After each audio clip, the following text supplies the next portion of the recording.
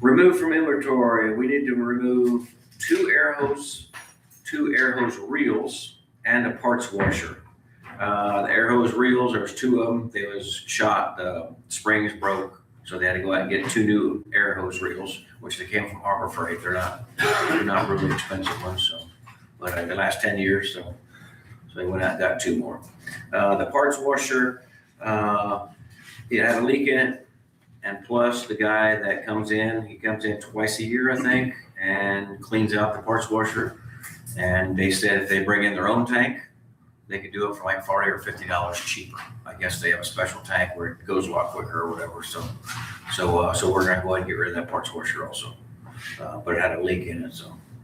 Okay, just for the record, I'll move that we remove the two air hose reels and the parts washer from the county inventory. I'll second. All in favor, say aye. Aye. Motion carries. Coal mine, I'm still waiting on Michael Costello to get back with us on an agreement for the 700 West and 750 West road reconstruction.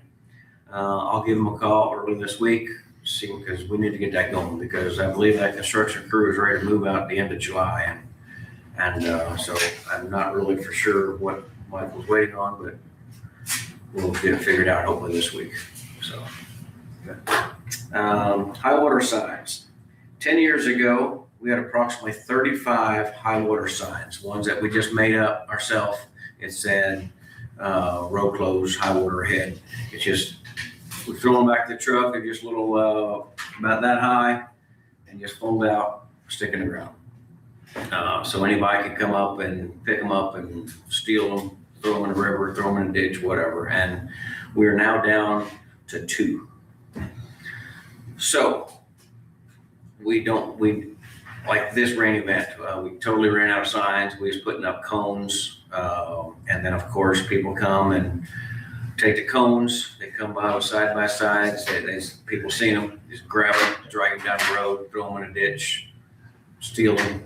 We had 2 cones stolen and another one of those signs stolen.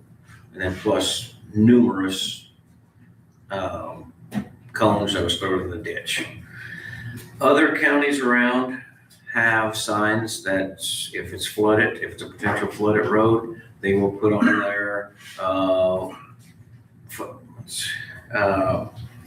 let's see, will flood in heavy rain events. That's what a lot of them. I mean, what should we do?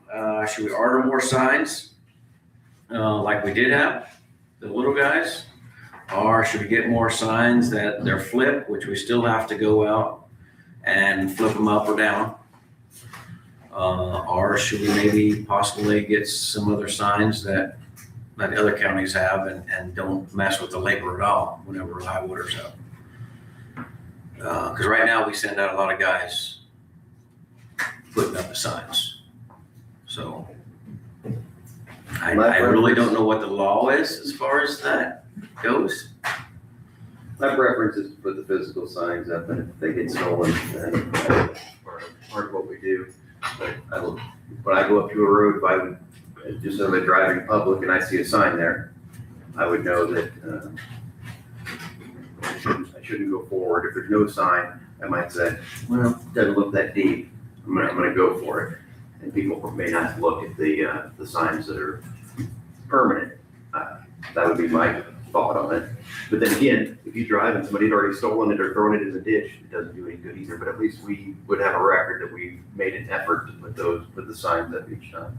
That would be my thought on it. Would be to purchase new places signs. Yeah, I tend to agree. I especially if you're not from here, that may flood and heavy rain events, you might just drive by it, not notice it, and end up in it. So I'd like to keep putting the physical signs out on the road. Okay. How many roads do we have out there that tend to flood easily every single time? I mean, we have roads around the county that we know it's just a given.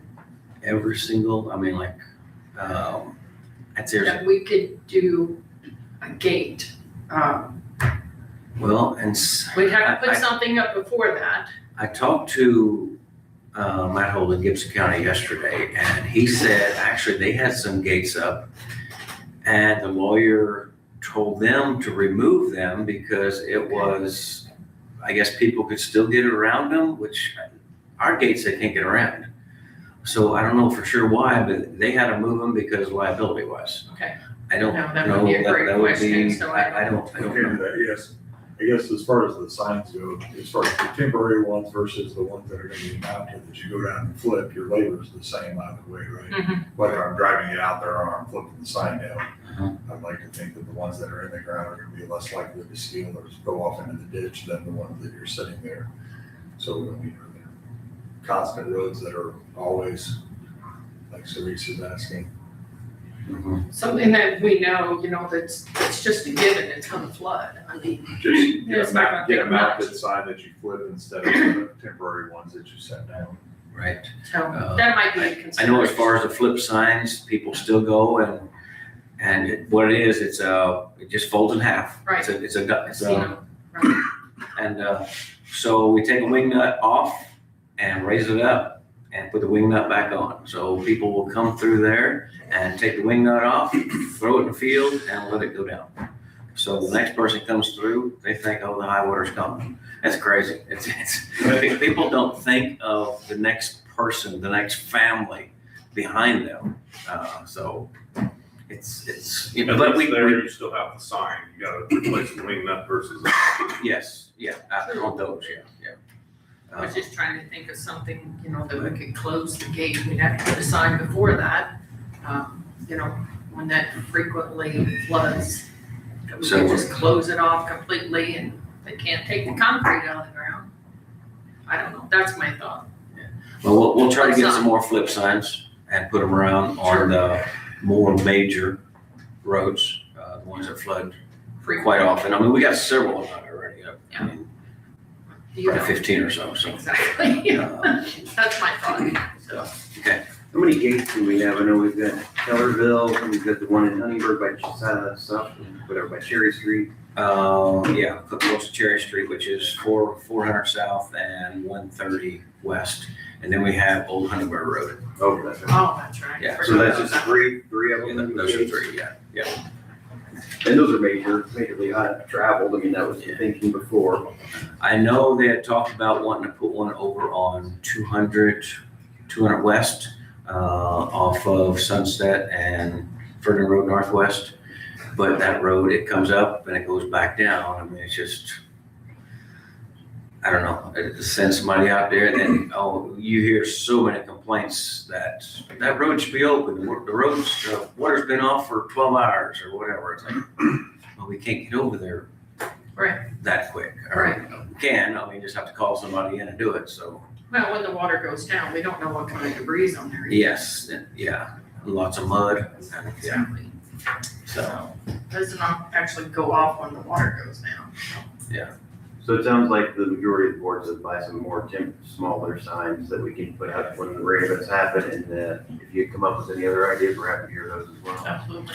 And then at the local, recently, we attended a meeting with NDOT, local collaboration meeting. And that was on June 22nd. They mentioned something about in Celestine, there being a digital sign.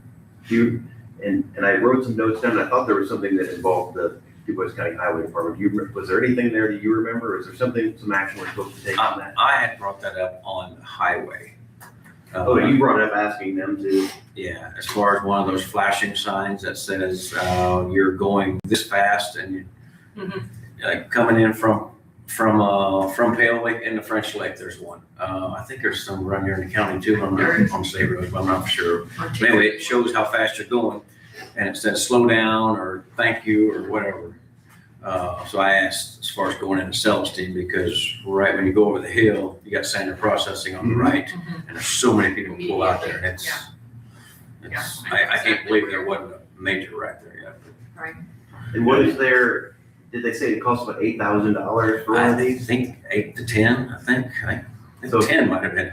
I was thinking they said that if we paid the 7 or 8 for the unit, they would install them. Yeah. So did you have any more thoughts on that? Do you want the county to pay for putting one on the highway? I didn't. I didn't have any more thoughts on it because I thought, well, if we do it there, we're gonna have to do it on, lots of places. I mean, that's totally a bad intersection, or not an intersection, just people come flying through town. But I'm sure there's a lot of places around on the highway. So. Okay, I just had a note on it, I thought we'd bring it up. Yeah. And I think it's 2,000, or it's a certain amount more or less if it's solar versus if it's Yeah. hardwired. Yep. So I guess the NDOT folks said, if you want them anywhere, you guys want them, we'll put them up.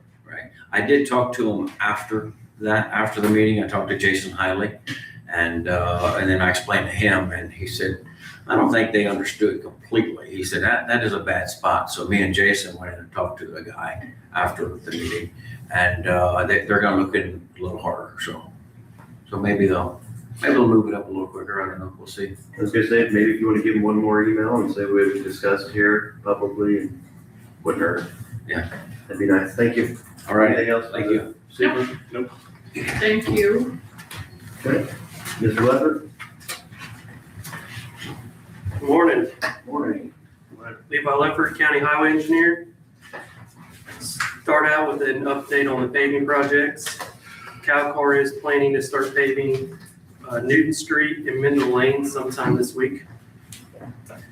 And then for the next round of community crossing matching grant application, Will you clarify which section of Newton Street that is so the public knows that it's That's- South Newton and yeah, that's Newton Street off of State Road 162. 162, and then it'll continue all the way to Meridian. Newton actually turns into Mendel right there in that 90, so. Right. And then I want to give an update on the community crossing matching grant. There's some recent legislation changes that affects the community crossing, so I just want to update the board on that. So last year, the application window was in June, or actually it was July, my bad. The starting state fiscal year 2027, NDOT has decided to move that to September of this year. And that is still capped at only $1 million with only one call for projects each year. In previous years, they did a $1.5 million cap and they did 2 call for projects. Unfortunately, there's just not as much funding there as there used to be. So we really got to make sure we take advantage of that application and go for the max amount. But didn't they open a second round anyway? I know they were supposed to have one, but they did a second one here. They did it for, that was for the original round that they made the first change from $1.5 million to 1 million. And a lot of LPAs did not get awarded funds and it caused a lot of issues. So they realized there's a little extra money left over. So they did another round that was more or less a phone call to the ones that didn't get awarded. It wasn't an actual one that we could apply for. Yeah. So moving forward, NDOT's intentions are to have the application window open September 1st of each year. And the combined funding will be capped at $1 million, which includes a lane mile distribution. And I'll get into that a little later because that is new for this year.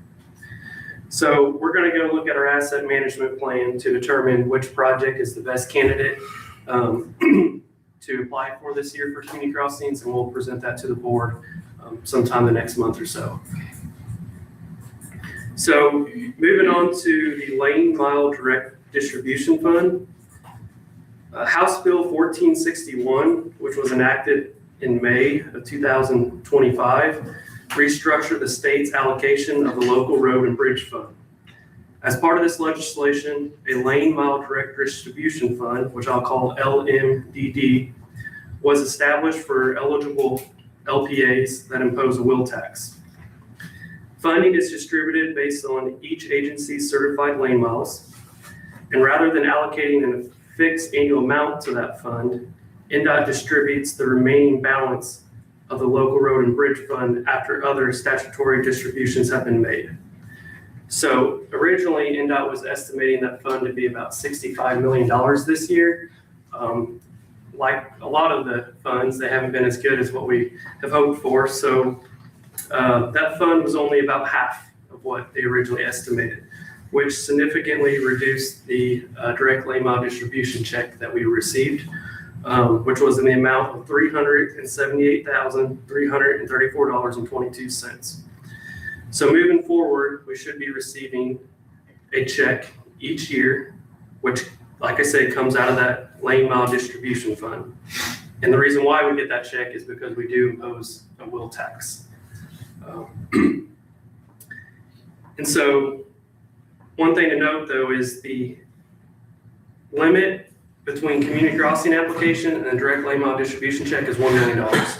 So since we're getting $378,000 approximately, we can only apply for $622,000 in the community crossing. Does that make sense? So, okay, a little confusing, a lot of changes recently, but I want to make sure we're We did get our check.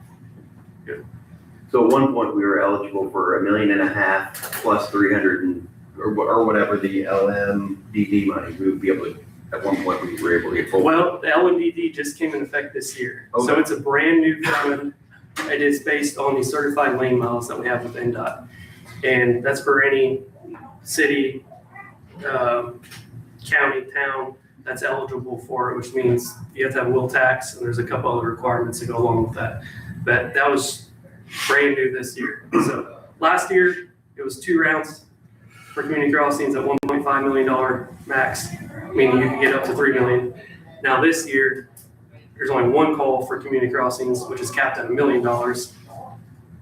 But that $1 million includes the direct lane mile distribution. So you can't get over $1 million. So we went from potential 3 million down to only 1 million. But if you have wheel tax, you automatically get one, where if you don't automatically get the million. Counties without wheel tax don't automatically get the million.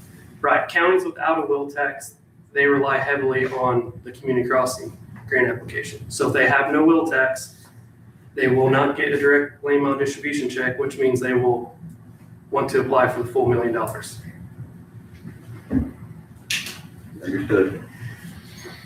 And then the gas tax suspension update, we've got some good news on that.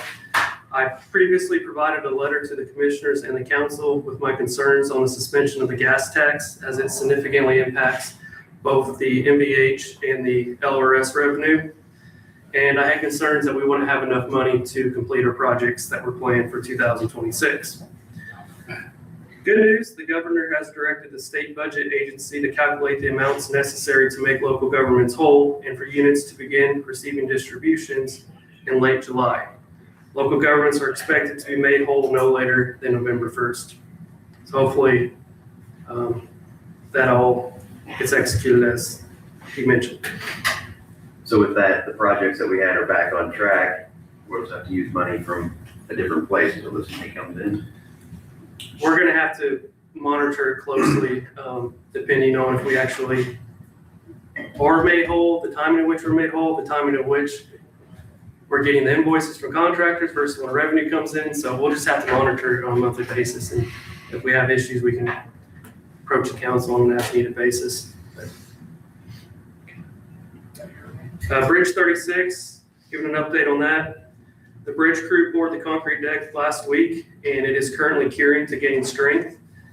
The asphalt approaches are planned to be paved sometime this week, and the goal is to have that roadway back open by the end of the week, pending any unforeseen circumstances or weather-related delays. And Bridge 36, you have is Celestine Road North, but it's south of State Road 545. Yep, correct. So the public knows where the road is. And then, if you recall, the county entered into an agreement late last year with Lockmuller to prepare an updated ADA transition plan. This plan is required to be in compliance and also to be eligible for federal and state funding. So Lockmuller has completed that plan, and I sent it out to the commissioners for review. Chad, I seen you had some questions or comments on it. So I was going to bring it up for consideration to adopt a resolution today to approve that plan. But since you got comments on it, I wouldn't mind if we postpone that to a later meeting if you would prefer to do that, so we can work through those comments. And, Commissioners, have you reviewed the ADA plan? Not completely, no. Yeah, I still have to. Okay, We'll open it. it's not a big deal. We don't have to do it this meeting. We can, we'll delay till the next meeting then. Give me 1 second, please. Let's see.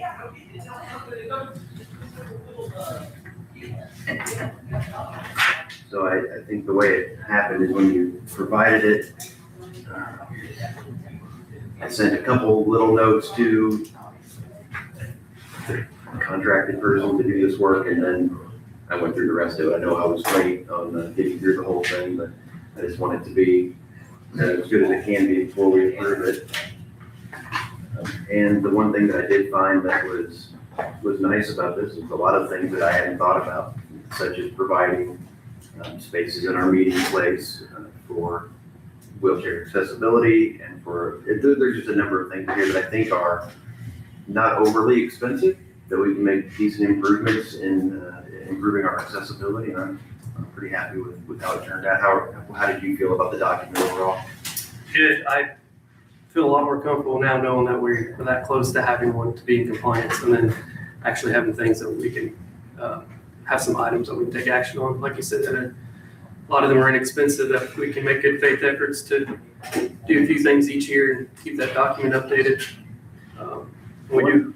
One thing here that stood out to me, it talks about the bookmobile at the 4-H. What is that? The what? We have not had a bookmobile and Well, that's what I thought, but it's in there's here. a space, I mean, the garage that used to be housed is still there. Under fairgrounds and park, they have Clover Pavilion, livestock barns, commercial building, farm bureau buildings. I know what all those are. It says the Lions Club concession building. I knew what that was, and then it has bookmobile. So I didn't know what, It's the building they stored it in, which building is What do they call the APO building? to the left of the house. If you're facing east, Oh, okay. Is that a public building? it's on the fairground, public ground, I think. The bookmobile is not existing. It's just the building. Yeah, it just surprised me that there was one labeled. That may be another section that Just we needs updated. rename it the I think it has. accessory building or something. I don't know what it is. Did you say APO? APO, there's some kind of name on it. So again, whatever, Does it exist? That's Okay, I didn't think so. I was missing some of that thing. I'll look into it. so when we provide it to Carson or whoever is doing this work, I want it to be clear what we're asking and what can be done.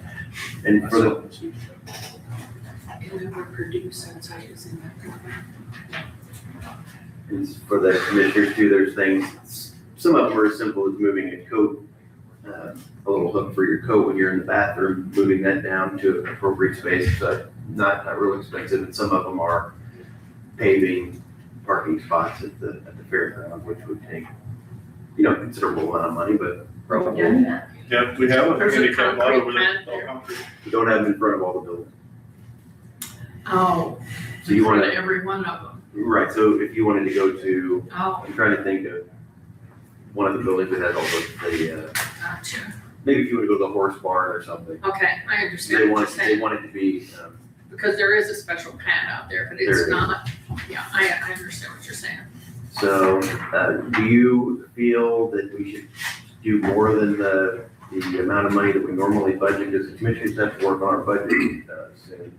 I mean, I think it's only been $5,000, which can get some of this done. Thing is that $5,000 is for all the county owned facilities, which doesn't get you far. And that's something I was wanting to look at sometime. The timing of the budget compared to the timing of these work items, I don't know what a reasonable amount is. That 5,000, I think, was just as a placeholder to show that we got something set up to put towards that. It's probably on the light side. It's something commissioners would want to consider up in that amount. We would spend it every year, right? If it was 10, 20,000, we'd still spend it because there's always going to be ADA related improvements that will be needed. Right. So 5,000 will really restrict what you can and can't do. I don't know what that Once much we number do is. approve this too, it'll be important that we get one to Mr. Hope, we get one to all the appropriate people so they can start implementing some of these as well. But we'll, if you don't mind, put it on the next agenda for 5 minutes and we will discuss approval of the updated AEA transition plan. That sound good to the board? Give everybody time to finish their review.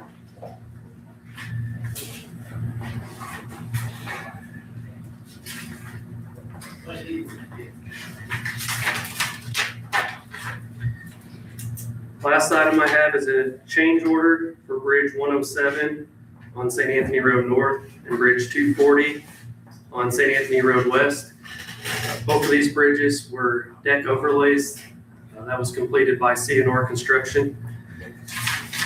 And the change order is for an increase in the amount of $10,127.03.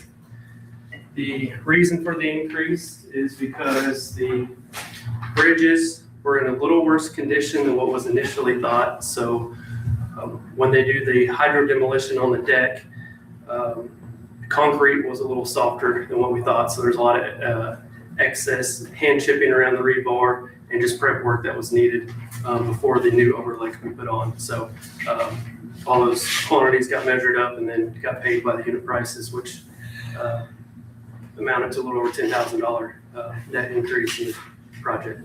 So my recommendation is to approve that change order. Do you have any questions? We'll check it out and then we can decide. Do you see anything, any issues with it? No. And generally, when something like this happens, do they call you out and you say, okay, it makes sense, or do we just take their word for it? How does that work? We're out there nearly on a daily basis inspecting the project and taking notes and pictures. So, yeah, we're in agreement with them. So we've measured up the quantities right alongside them. I'll make a motion that we approve the increase $10,127.03 for the bridge project. Second. All in favor of the motion, say aye. Aye. Aye. Motion carried.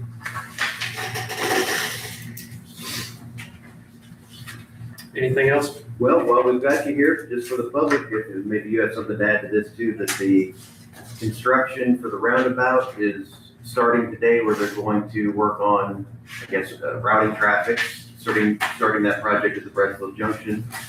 A lot of people may have gotten postcards in the mail. According to postcards, the construction runs through October of 2026. So do you think that it'll get done that quickly? So, yeah, You think so? Yeah. Okay. So it says a stoplight at the intersection of 64, Highway 64 and 162 is getting an upgrade to a safer roundabout that should conduct smoother traffic flow. So like anything, it's going to be a real hassle for the next several months, but hopefully it will be an improvement, reduce the high-risk crashes that we've had in that intersection. So hopefully, long-term, it's good. Do you have anything else to add to that? I'll just say, reminder to the public, that is a state project, not a county project. So they call into the highway department, we'll just have to direct them to the state phone number. But there is an NDOT for you phone number and website if they have any concerns on it. Because I know that's going to be a big impact to the traveling public with the amount of traffic volume that moves through there. I did sign up and it says the public is welcome to, you go to insafepassage.com and they will give you mobile alerts. So if you are someone that uses that area regularly, you may want to sign up for that and they'll say, whatever happened, something bad happened and it's completely closed today, find an alternate route. I mean, I think they would probably send you that kind of information. So, which is probably likely to happen. Things come up whenever you do a major road project. So insafepassage.com. All right, that's all I've got. Anything else? Nope. Anybody? Nothing else. Thank you, Thanks, Lena. Levi.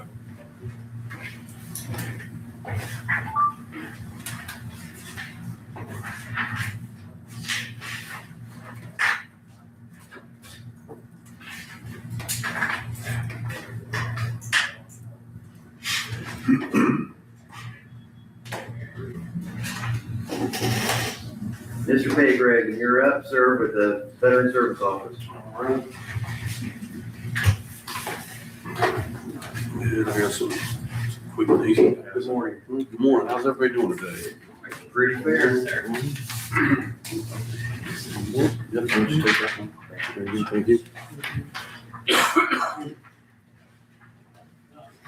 All right, good morning, Nick, pay rate. DuBois County Veteran Service Office.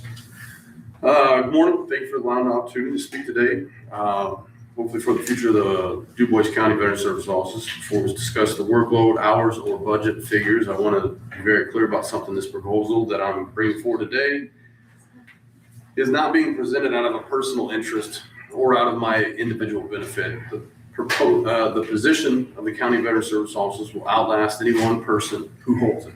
My responsibility is for beyond today and advocate for the structure that will allow this office to effectively serve the DuBois County Veteran Service Office.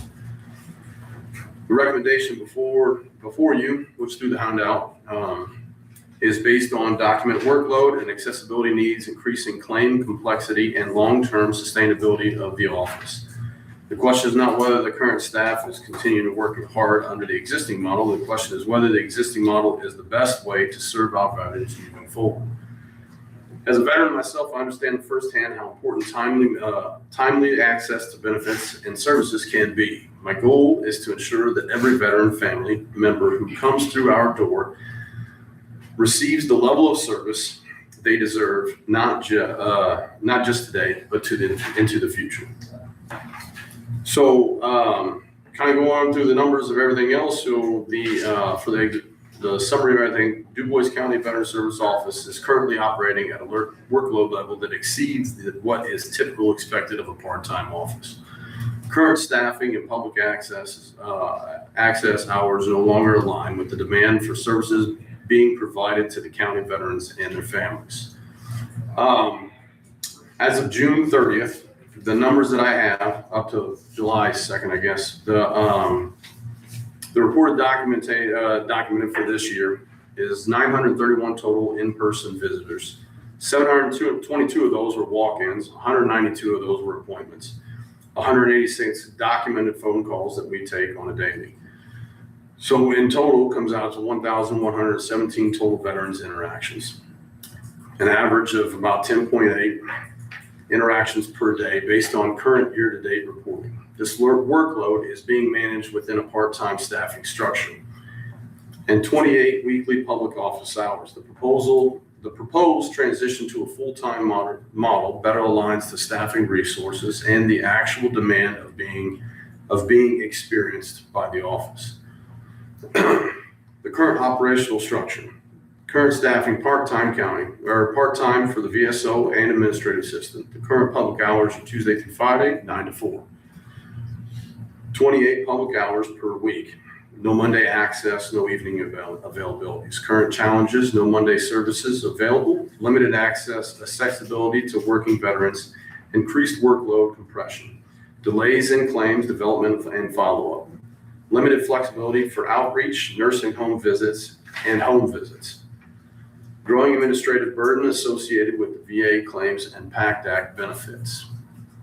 Staff continuity and turnover impact. Over the past several years, turnover within the part-time staffing structure has affected continuity training, investment, and the long-term office stability. Each transition requires time to rebuild institutional workload. Restrain staff on VA systems and county processes and reestablish constant follow-up practices for veterans and families. Because veteran service officers work requires specialized knowledge, confidentiality, development and experience, ongoing relationship building with veterans, improved staff stability is an important part of protecting the county's investment in trained personnel. A full-time model would support better retention, smoother continuity service, and more reliable claim follow-up. So the year to date, obviously going through through the workload analysis. Like I said in previous, 931 total in-person visitors. The 722, we have a total of 1,117 veterans per this year. These responses, so within the documented transactions, staff's time is devoted to the claim development, records request, medical evidence, appeals, VA follow-ups, dependency and survival benefits, nursing home and assisted living visits, outreach activities, and the county and state reporting requirements. I'd also like to throw into within that realm, we're also social workers, we're advocates, counselors, anything and everything the veteran needs when they come into our office. That's time. So what I propose is a full-time model staffing for the county veteran service officer, full-time wage and recommended salary, which was approximately 58, based off the wage study that I received, not last Friday after last. So I kind of threw this all together, which is why you guys didn't get a heads up beforehand, because come July 1st, the property tax hit and our office went chaos. We served almost 30 veterans on the 1st and then additional 23 on the 2nd. And that was including with opening up on the Monday, which we had 10 to 12, just in that normal flow on top of appointments in between everything else. The So recommended full-time model there, you're basing that only on wages. that's off the new wage study. So I think the proposed was like for the VSO was a 27, 22 an hour. The VSO assistant was a 23 something an hour. So I did that on an average annual salary. Based off of a 40-hour work week mode. And, but yeah, so I did deal, and if the math is a little bit off, we can adjust to whatever we need to, but I'm pretty sure that was based off of what the overall annual would look like at a 40-hour work week.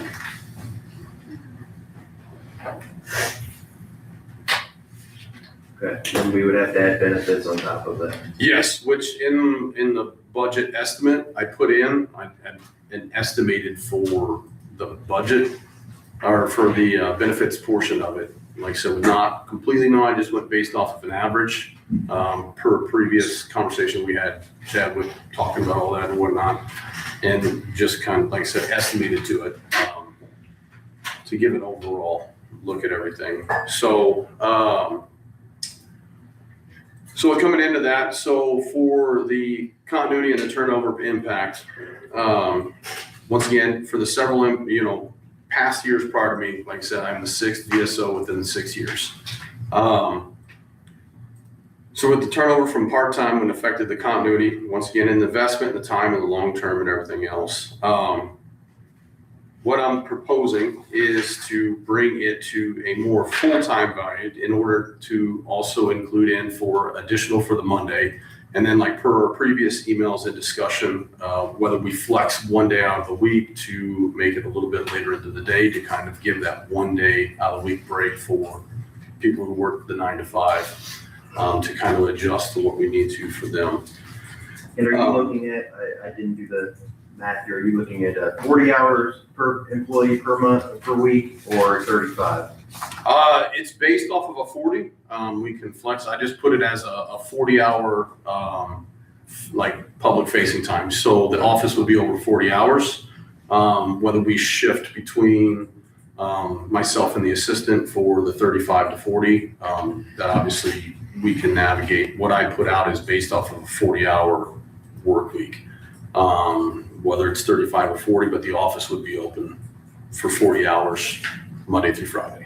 Okay.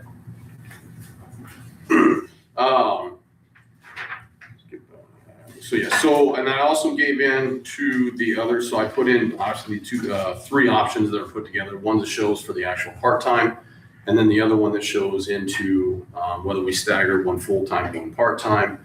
The recommended, obviously what I'm coming forward with would be both full-time positions, just because of the overall workload and everything else. But I wanted to make sure full disclosure of all three options were out, so that way there's no misinterpretation that, this is the only option. Obviously, I'm willing to work with both. I'm here for long-term, so my plan is obviously to serve as long as I can for as long as you guys allow me to be a part of. So, but yeah, so that's kind of what I was bringing forward for the, like with the proposal and everything else. And the recommendation is be coming in as a full-time staff for both myself as well as for the veteran assistant that we have on staff.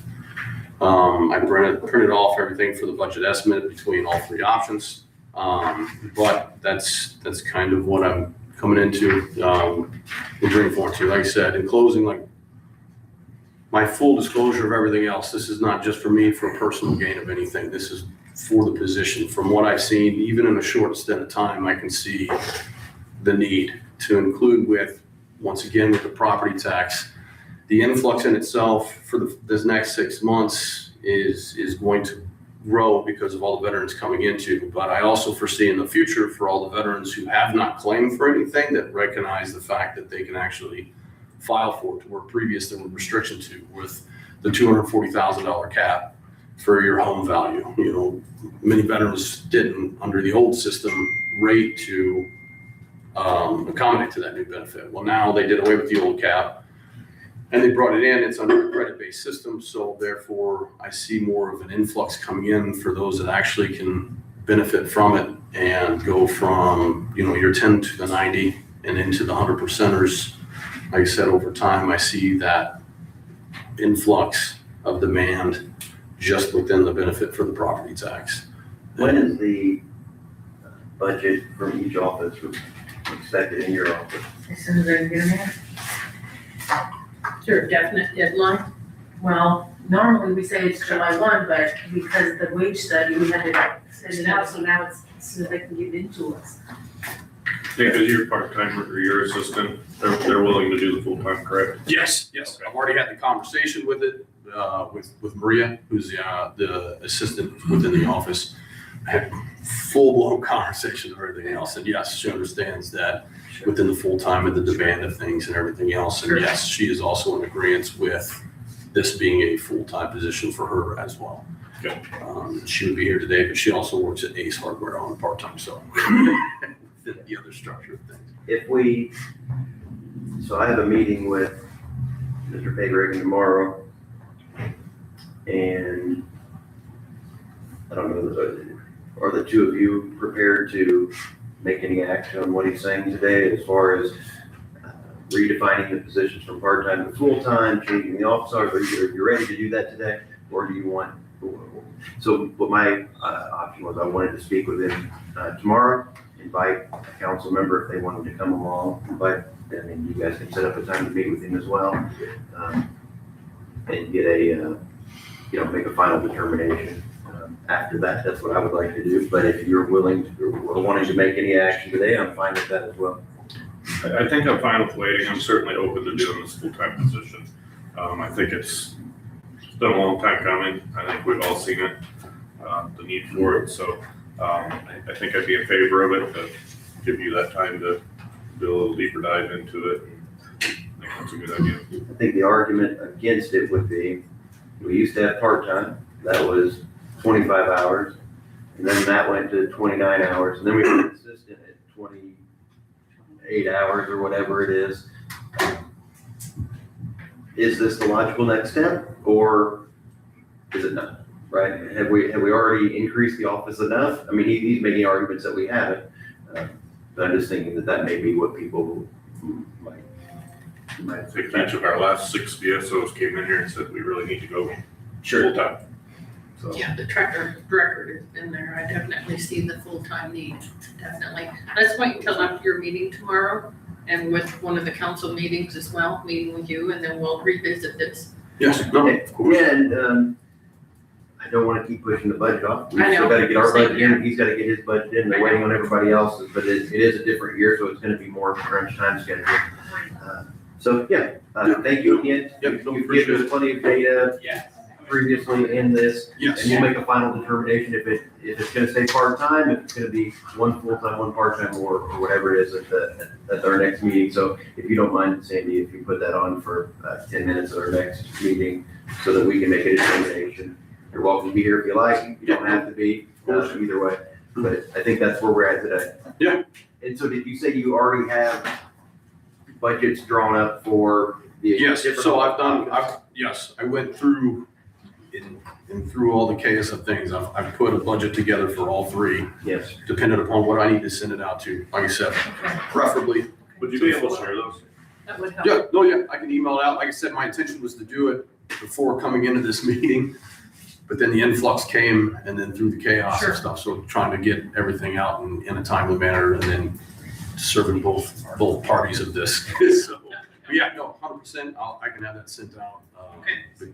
By today, I can get it sent out to you before I roll out, and then But yeah, no, I look forward And to then it. I guess what we could do as well is if the board determines that full-time makes sense, we could always create that, make a budget for that, and the council may say, we don't have the funds for that this year, or they disagree, we don't do it. So it could be, I know we've tried over the last 7 years to not just pass the buck onto them and let them make the hard decision. We'll try to make the right decision and pass on what we think is best. Does that sound fair to you? Good. Good. Excellent. Thank you, sir. Yep, thank you, appreciate your time. Thank you very much. Thank you.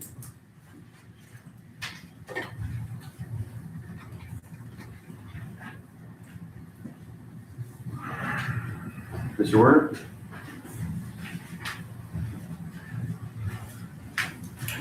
Sean Warner, Du Bois County Health Department. I thought Sean Scott was supposed to be here today. Basically, what we are needing, he was supposed to have the agreement and everything, but he did not show up. So Did we, he contact me? uh, I mean, he said anytime he would be here, so. I don't see him here anywhere, but basically what we're needing is, we're trying to move our septic inspection, GIS mapping to Esri. And WTH basically said that we have a limited use agreement with them. So if we want to take the parcel data from WTH and put it into the Esri map, we needed permission from you guys to be able to sign that limited use agreement. Sean Scott was supposed to be Give me here. 1 second, I'm distracted. I think I've catched you. Just a second. Okay, I don't understand why. No speaker. Okay, thanks. So long story short, Esri is just another Mapping solution. application that you could look on a map and find whatever data you put into there. And the data It's is related. similar to WTH, but it has much more capabilities of what we're needing. Will this be a public facing site or just for internal use? It should be internal use only for our septic system mapping.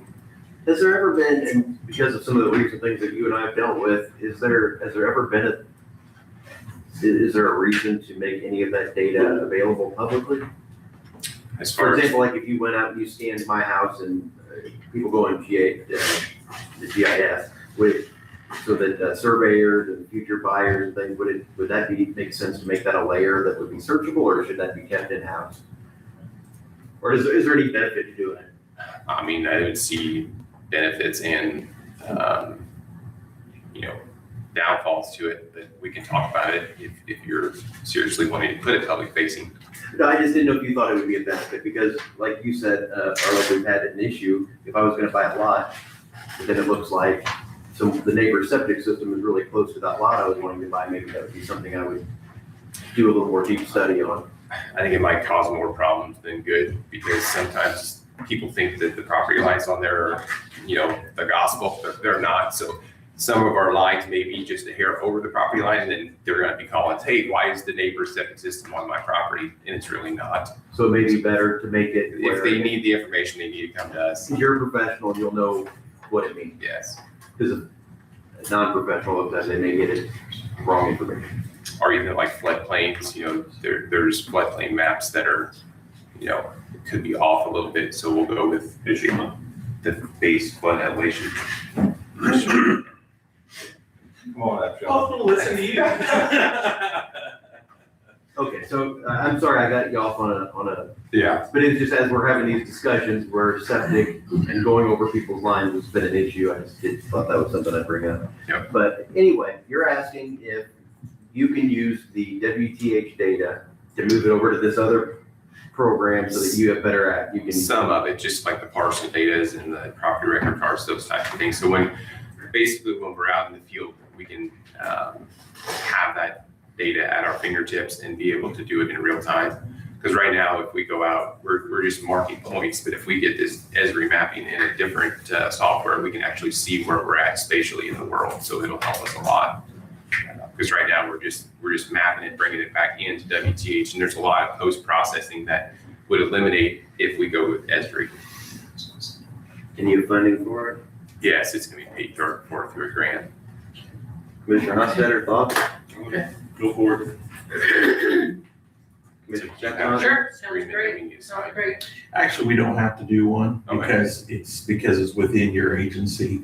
I was initially thinking more concerned with, we're not working with Siler, so, and it's something I talk to our attorney, and we do this with a lot of other agencies, as well as you do it with the state of Indiana already. We don't, it's an annual, we have to submit that out to the state for all the parcels. So it actually this year, they just changed statute that in the past, I know how we'd send the parcels and we did that before, center lines and all that. Now this year it's going to be mandatory that you send the parcel data to the state for their site. So I just want to say what he's been doing is very impressive, and I show it to a lot of counties, and a lot of, and actually going to be working on the flip side.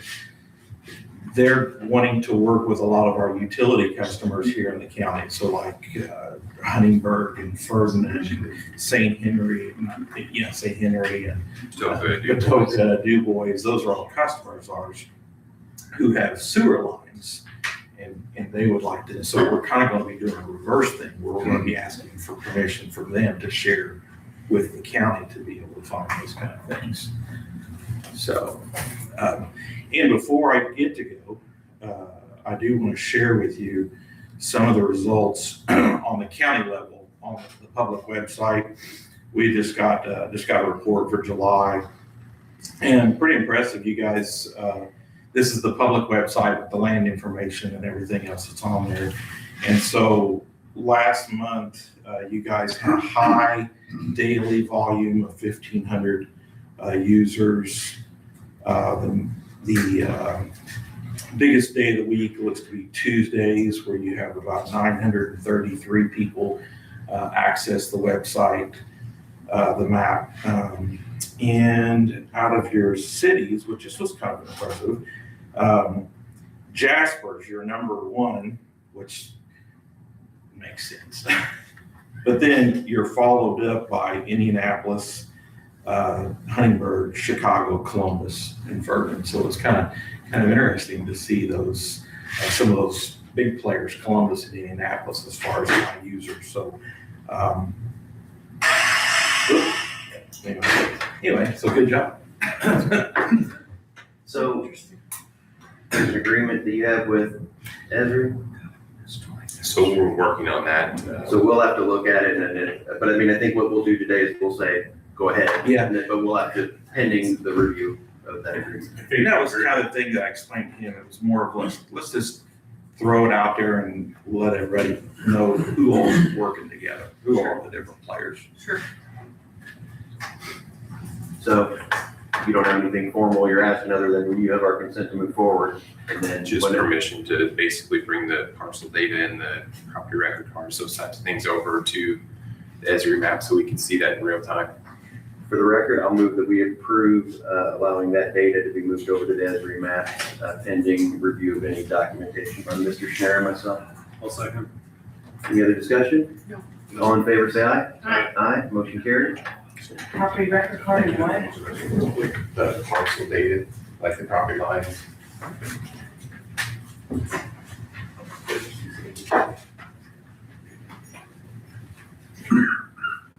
All right, when we come back together, you'll be up.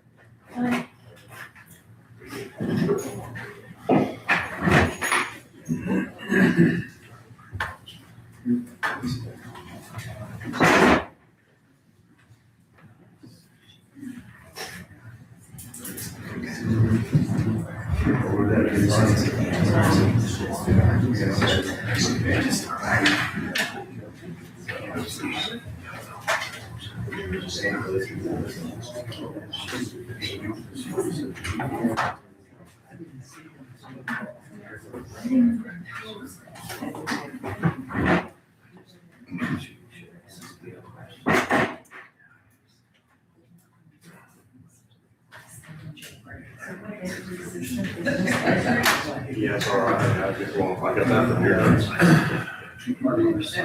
This is mine. That's what it is. It's basically an interagency sharing.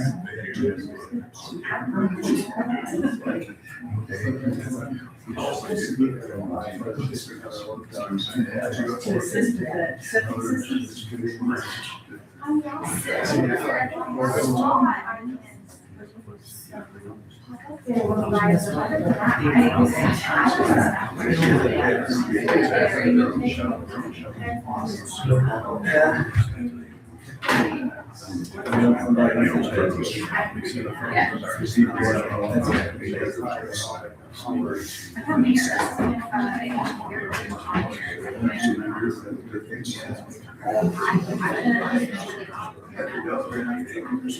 Okay, so they came out and we talked about it. They said,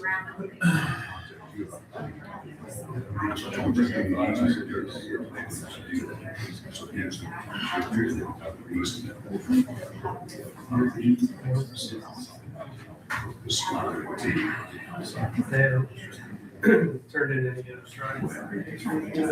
What road's that on? it's on 7.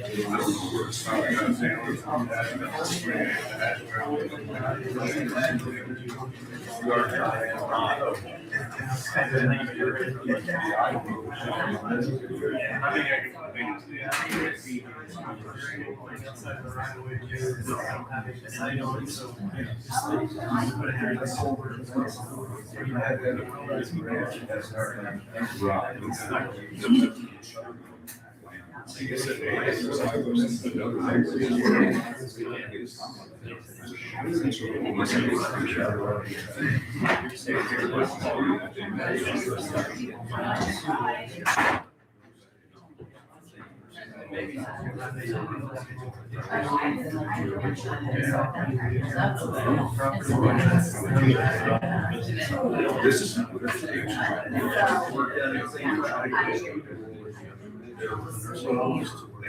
because most of us out here, my trees. So they say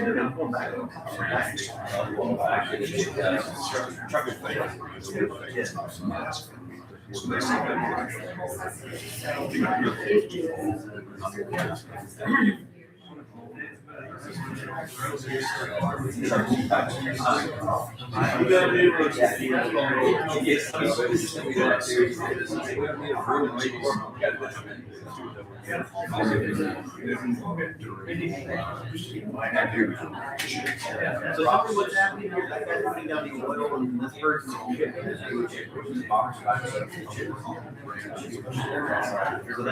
that feeds the chip. When it gets empty, get back in your truck, get it. They do have some stuff.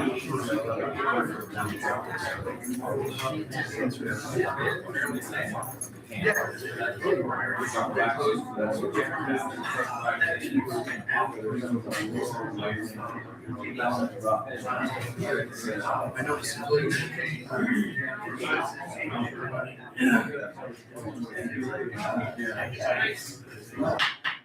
back to order. Okay, we have the, sorry for having you a little bit late, Mr. Bartle, but your time is now. Please come up. Hi, I'm Rita Bartle. Thank you for allowing me to speak today. Okay, I spoke with Katie Harsager. She's the senior project manager. Basically, she's from Human Resources on the Crossvine Solar Project. And she told me the following things I thought were very interesting. AES has many remote solar battery projects. However, Crossvine is the only real project. They hope the Crossvine batteries will be in operation by March I 2027. apologize to interrupt you, but what did you say? It's the only what project? Is the only real project is the way I understand. Rural? Oh, okay. Yeah, okay. Right. Okay, they hope the batteries will be in operation by March 2027. The batteries will be operated from Utah or Colorado. A local worker will be on site from 7 a.m. to 7 p.m. Monday through Saturday. A local worker will be on call for evenings and Sunday hours. She was unable to give me specific plume study information for this area and project, only generalities for a non-site specific plume study. The AES representative told me Holland and Huntingburg firefighters, along with the Du Bois County emergency response personnel, are being trained to help control our safety in case of a fire. The biggest question I asked Katie was to provide me documentation of how AES has reacted when there was a fire. She told me AES does not provide claims information for privacy, which I understood. But she said, as with industrial facilities in areas which the Crossvine location is not, questions regarding liability and compensation would depend on specific circumstances of applicable laws, regulations, permits, and insurance requirements. To summarize, she wouldn't really give me a direct answer. So I thought, well, what do I do? So I looked at Moss Landing, which I think is an AES project where all the damaged batteries were removed and those alike where battery fires have occurred. The state and local government oversee all the activities outside of the property fence line. The properties that are not related to the battery, which would be mine, are the responsibility of the local government and state to respond to during and following an incident, not AES. AES has had a legacy of environmental violations, I noticed, across the United States and worldwide, and there's less financial impact on the company to pay fine violations versus taking the necessary precautions often to do the right thing to not impact the environment. So Katie said she would not be able to provide me information on impacts to personal individuals, but she did tell me that I could look through the EPA violations. And then I think you told me if there are problems that I should contact my lawyer to understand my risk and how I could be compensated. Did I misunderstand that? So as a non-participating landowner, I'm really discouraged. So in summary, AES is stating that you are responsible for my neighbors and my safety, not AESU, from looking from what, literature I've been given or what I've read. The three of you have been telling our community that AES isn't going to let anything happen.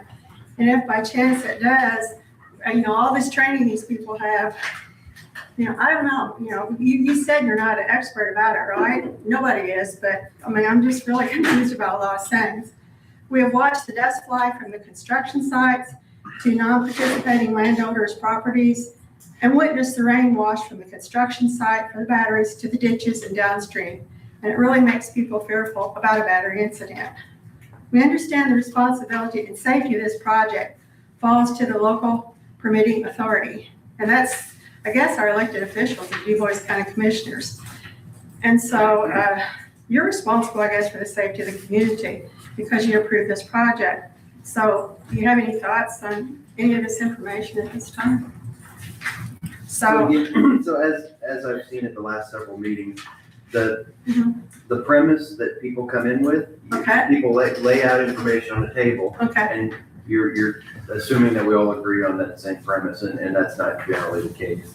Like in this case, for example, they're just like every other business, and this is how she responded to me as well, that if something happened, there's an environmental issue, or there's a fire, there's anything like that, they will meet any applicable legal and regulatory obligations, right? Just like if something bad happens on my personal property and it affects my neighbor, I'm responsible for whatever the legal responsibility for that is, right? So if some action you take hurts someone else, you're responsible, and it's the same. It's no different with them. because it sounds like to me, from just going back to that Moss Landing, she wouldn't give me an answer though. I didn't want money amount or anything. I just want documentation for what they have actually done. And she wouldn't give me an answer. And she's the senior project manager. And you get this thing in the mail that says, okay, if you have any questions. So I called her and I asked her, and I asked her right away. I said, so what are your qualifications? And she basically told me she's human resource. So I guess I want to know, if something happens, what do I do? Where do I go? And I So my really, understanding with her is she is the face of the organization. You Right. call her and if you say, can you tell me about lithium ion batteries? This is my concern. She won't know the answer. well, I did, She would say, I'll get with the ion battery guy and then she's supposed to transmit the information back to you. That's my understanding of her role. yeah, She's because, not claiming to be an expert on. no, I didn't mean that, because that's what we clarified right away. So I'm just, I'm concerned, so is AES gonna be held responsible then for this? I mean, so. Of course. Okay, Just so like- you, Just like Kimball would be responsible if they have a fire, or if they have a chemical that comes out, or if a farmer has anhydrous spill. I mean, each of these people are responsible for the actions and the damage that they cause. because it sounded like to me in the past, they paid their, EPA violations, and from there on out, they're done. It's kind of, I'm just going because I didn't get any documentation. Do you feel better when you have documentation on something? I mean, maybe I'm wrong, maybe I'm asking too much. I just want something to show that they followed through on other projects. And I couldn't get that. I mean, do you have any proof that they haven't followed through? I mean. Well, yeah, I read through, from Moss Landing, here's what, I read through the Moss Landing, and it said the state and local governments oversee all activities outside of the battery project finish line. The properties that are not related to the battery are the responsibility of the local government and the state to respond to and during following an incident, not AES. Right, to respond. So that's just like if I have something on my property that starts a fire and it goes onto my neighbor's property, the locals will respond to that. That is still my responsibility. So, okay, so there is a fire and it damages my property, so I'm asking, where do I go? So you take it to the responsible party. So that's my responsibility, even though I didn't sign up, is that correct? I don't think this would be any different than any other thing that would happen on your property. Did you have something? One, I can't give you legal advice, and I know you have an attorney, and those are answers that he might be able to answer for you specifically. Okay, as far as there's something were to occur, you can consult with your own counsel. So, okay, so like I said, okay, so even though I'm not signed, okay. So it's gonna come back to me, because, okay. So again, I grew up across the street from Jasper Wood Products, right? I grew up downtown here. And if something bad happened from Jasper Wood Products and it affected our home, yes, I would have to take some action probably against them to get satisfaction or remedy from that. But ultimately, it's gonna be that business's responsibility or whoever that these folks don't get treated any differently than in any other business across the county as far as I'm aware. So, and then can I ask this, so has anybody been out to the sites to see what's going on and what the impact can be, like if there is a fire, is anybody doing that, who represents, I guess you do, Nick, is that correct? Have you been out to the sites at all? Yes. Okay. I want to make sure that's being done. I mean, these are big, these are big things affecting the public, and the public is, not a lot of people can make these meetings, but the public is very unhappy as a whole. I mean, and I know, and you're not going to get 100% approval, but people are scared. We're really scared. The batteries are a scary thing. You do agree with me on that, I presume? No? I think I mentioned at a public meeting before, that if the batteries were next door to my home, I have a field next to my house, I wouldn't feel unsafe myself. But I don't feel that the public, if you feel unsafe, then I don't think that there's anything wrong with that, or I don't have a. No, I'm not. I'm just saying it's, I think that's our biggest concern. We're just concerned it's not just a personal thing, it's the public in general.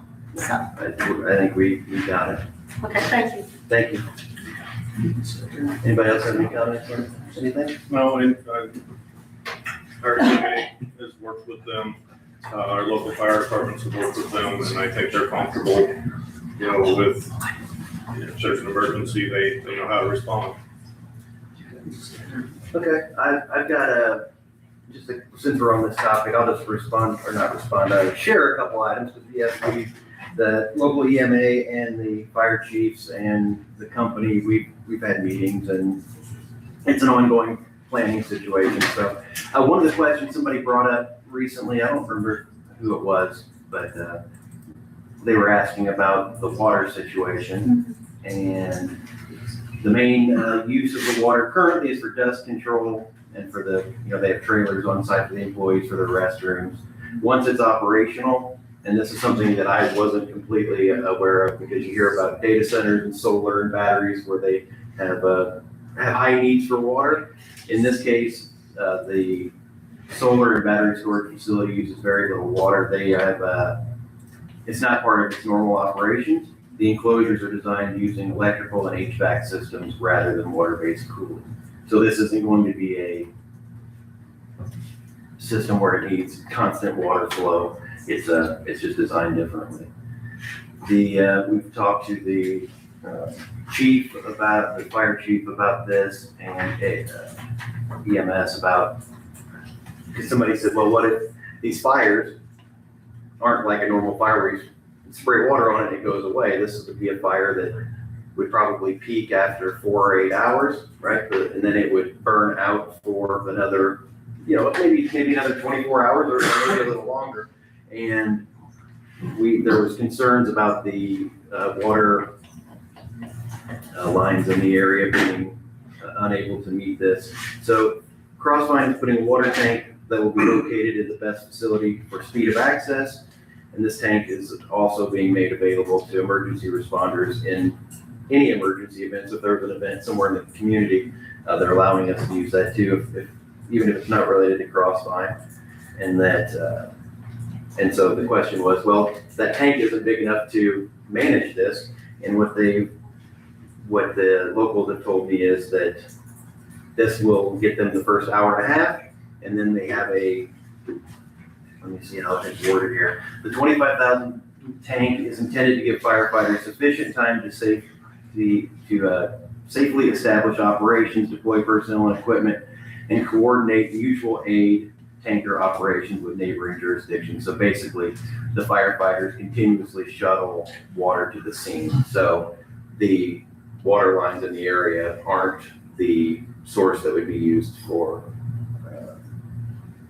any kind of event. They would be, I guess, shuttling water in. I guess that's how their emergency situation, that's how they do that. Let's see what else.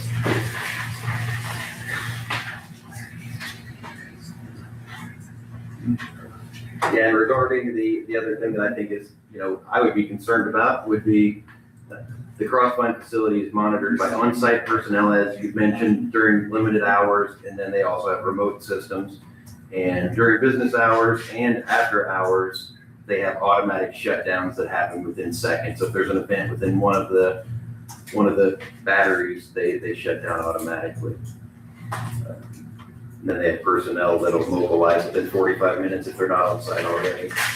So I do understand the concerns people have, and we're working on it I'm trying to work on it every week to make sure that we understand what's going on. Next up, we have wage study ordinance, Mr. Rhodes.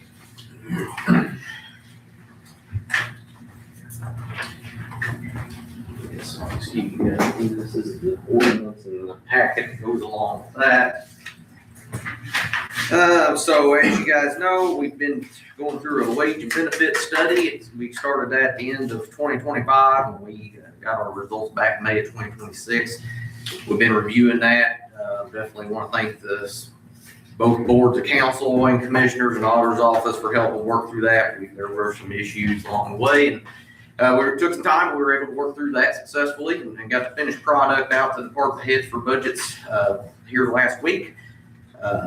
So basically what we're doing is wrapping things up. I've got ordinances for both council and the commissioners. So that's what you have there, Chad, is ordinance 2026-12. Basically, it's just approving the job descriptions as they're written and agreed upon by the department heads. Exhibit A is also attached back there. That's got departments, positions, their category, and their FLSA status. So there were some positions that were reclassified. There were some that went from exempt to non-exempt. There were some that exempt to non-exempt, there was another one from non-exempt to exempt, right? They went- Yep, and we had some that went to excluded, on this project, yes. And we've had some questions on some of those changes, but overall, with the number of employees we have, it's been limited, is that fair to say? That's fair, yeah. Now, I think everybody with questions have got responses back from either myself, auditor's office, commissioner's council. Some members have responded to every question that's been asked. So try to provide guidance and updates along the way, so. And really, all of the changes, especially the exempt, non-exempt, those issues have followed federal law, right? The Labor Correct. Standards Act, this company has looked at these and said, this one, you haven't been doing it accurately, this one, here's the changes needed to make so that we're compliant. Correct. That's fair too? That's correct, yes. So what we're doing as the Board of Commissioners is saying that we have the authority to adopt regulations and determine what the classifications for the jobs are, and we're saying that this attachment is something we agree upon at this time. Yep. Commissioner Stefano, thoughts? No, no thoughts. I mean, I've been in a few of the meetings and I understand there were a few things that need to be corrected and And with, I want to note with this change too, of course, it's on the paperwork there on that ordinance, but basically everything would come effective January 1, 2027. Okay. So any of those impacted from going from non-exempt to exempt or non-exempt to excluded, they're still able to earn, use all their comp time through 2026. okay, thank you for pointing that out. And then at the last check for 2026, we'll want to pay out any unused comp that's on the book for those select individuals. So. Okay. Commissioner Oster, thoughts?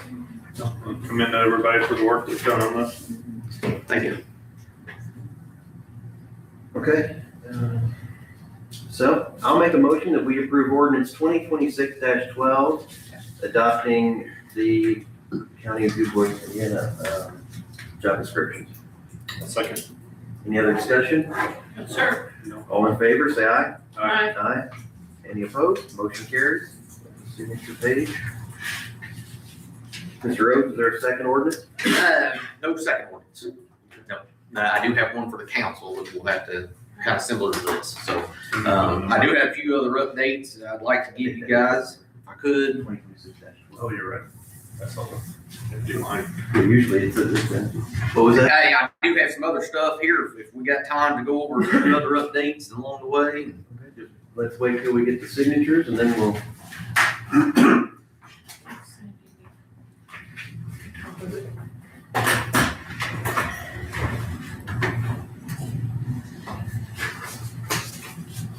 Okay, please continue. All right, so I guess sticking with this project, longevity is something that was also a benefit that we're trying to add into our wage lineup through this wage study.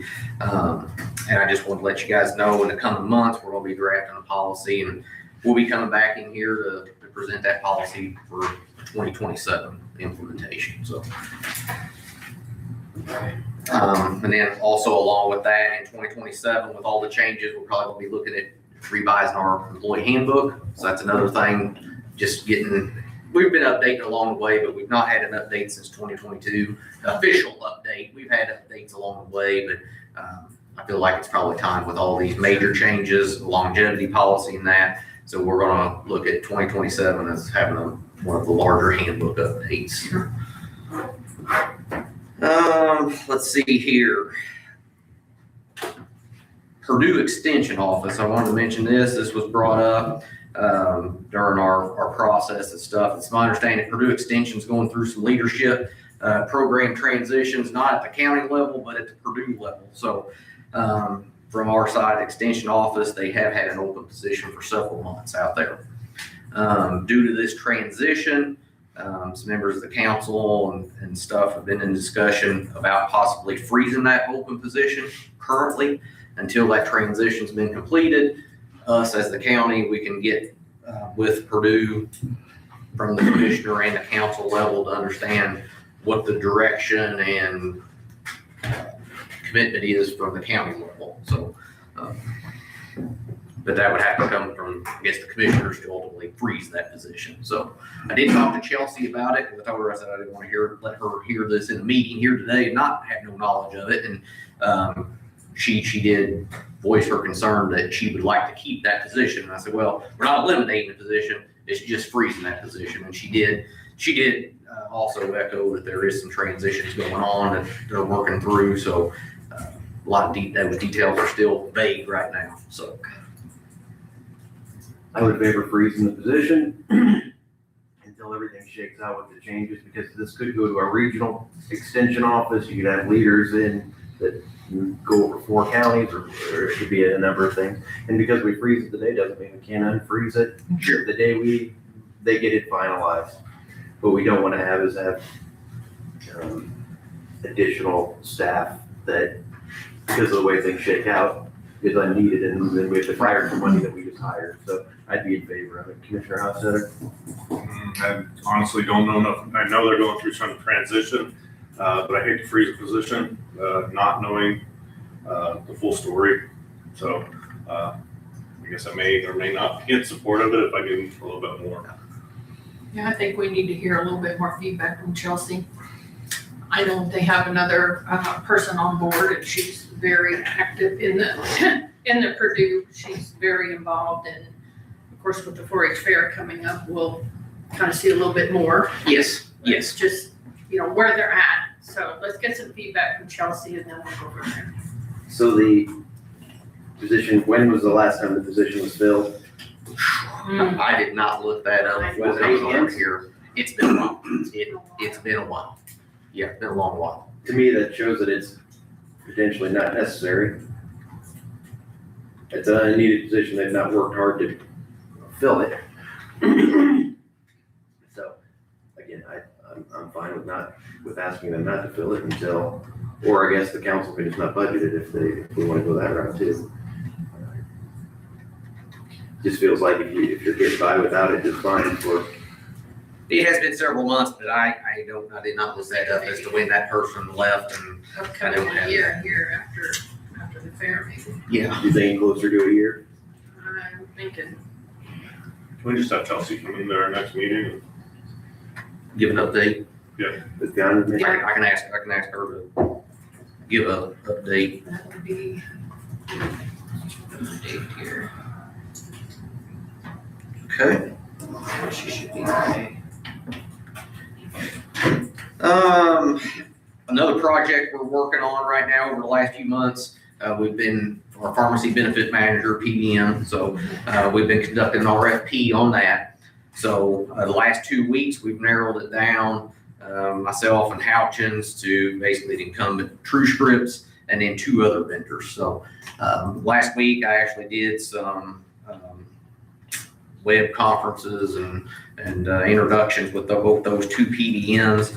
Over the next 30 days, Houchins and I are going to put some numbers together, finish up some open-ended questions, and begin to present those to you guys probably in August. So just a little update there on. Are you seeing anything that's just really sets one apart from another, or they're big? There's a few things. Formulary is one. That's the other thing. What we're looking at on the backside is formulary, because obviously we don't want a lot of disruption if we can achieve that. We're also looking at some cost savings opportunities on certain drugs that basically we're holding everybody together. There's a lot of changes in that space. It's constantly changing. So some PBMs, one of these has got a guarantee on cost savings, which is big. So we're taking all of this in before we come in with the presentation to you guys. So. Another thing here, this Deaconess Clinic at Work, of course, we joined that in January of 2026. I just wanted to share with some feedback from employees and a slight update on that clinic. So I've received various emails and phone calls, passed through conversations. So the employees really enjoy that benefit. It's really added to our overall benefit package. And through the month of May, we've had, for Du Bois County alone, we've had 499 appointments. 585 labs, and 524 medications dispensed through that program, so, or through that clinic. So, that's, very successful. So, Great. and then the last thing I've got, Did we get a value on what we're saving on the pharmacy part of it? Would yes, yeah, we can throw some numbers in on that. Yeah. Because if a person gets drug X, it maybe is saving that person $5, whatever their But copay it's- is, but it may save us. Yes, it's saving us a lot more than $5. Exactly. Yeah. But I Yeah. think that, And I've got some updated numbers through, because Houchins is helping throw some cost savings on that. So I'll get the cost savings from them through May. And so we can see what that looks like. and I was asking you, and maybe this is on there about the health screenings. Yes, health screenings. Just a reminder, we got till September 30th to, for employees and covered employees' spouses, to get the health screen done and achieve 3 of 5. So if you wait till September 30th and you achieve 2 of 5, you don't have enough time to do reasonable alternatives. So keep that in mind. So we do have September 30th is the deadline for getting the health screen done and achieving 3 of 5 on the screening standards. So this is us saying, please employees, do it now. Yep. Put it in every newsletter. Every newsletter, there's an update and, a rundown of our reasonable alternatives, the screening forms, reasonable alternative forms. So, we have had several get them done, but we also have several that still need to get it done in order to achieve wellness for 2027. So that's what you're qualifying for. Sure. So, Because what we don't want to have happen is 30 employees say, my premiums have just gone up, and feel like they're getting hit on something, but we've given them ample time. ample opportunity, correct. Okay. And then just one other update here on Indira. She's been working on Indiana Chamber. They've got a human resources certificate. For last year and a half, she's been working on a program, and you have to take various classes and seminars and stuff. And so I did want to congratulate her. She did get her plaque and award from the Indiana Chamber today. So just Good. congratulations to her on that. So that's just so she can help you with Yeah. translate and help you with human resources. Yep. Of course, her priority is obviously in the courts and doing the translation and stuff, but we do some things on the side when time allows. So, yeah, so Great. just an update on her. Congratulations to her. So, other than that, that's all I have, unless you guys have anything for me. So, Thanks, Marky. Thank you, Mr. thank Rhodes. you. We have some surplus items, I believe. Are you ready for that? Sorry, That's okay. I type a little slower than you guys talk.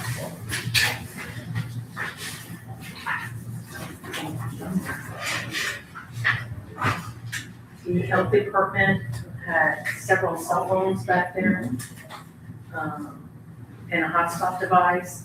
The ambulance had a cot battery. The veterans office had a HP ProBook laptop. When's this? Surplus, or the EMA has an APC UPS battery and a ICOM VHF mobile radio. Okay, so we've had this information sent to us previously. I don't have any problem with concerning surplus. Anybody else? No problem. I'll move that we declare all of the items surplus to be disposed of. Second. All in favor of the motion? Say aye. Aye. Anyone opposed? Motion carries. We also have a covered bridge certification. We have to do this once a year to tell the We can state. annually tell the state we do not have covered bridge. So, We still don't have one, huh? I'll make a motion that we sign the covered bridge certification form stating 0. I'll There's no second. plans to build one. So I don't know why we have to keep telling them we don't have one. We have a first and a second. All in favor, say aye. Aye. Aye. Motion carries.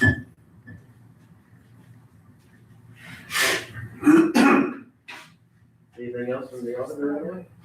Jackie had to figure out, I don't know what that is. Where's her letter that goes with it?